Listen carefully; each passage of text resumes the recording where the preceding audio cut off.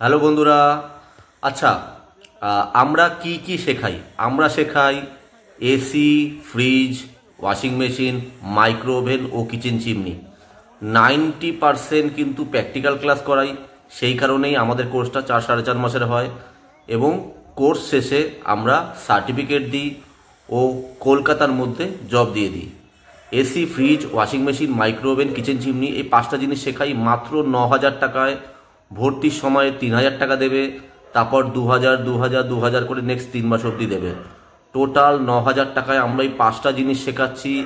হাতে ধরিয়ে কাজ শেখাই, প্র্যাকটিক্যাল ক্লাসটা বেশি করাই, 90% প্র্যাকটিক্যাল ক্লাস করাই এবং কোর্স শেষে যখন কমপ্লিট হয়ে যায় তখন সার্টিফিকেট দিই ও সার্ভিস সেন্টারগুলোতে জব দিয়ে দিই। কিন্তু এই সার্ভিস সেন্টারগুলো কলকাতা রিলেটেড বেশি হয়, দূরে আমাদের সেই সোর্সটা থাকে না। আমাদের কলকাতার মধ্যেই আমরা জবটা দিতে পারি।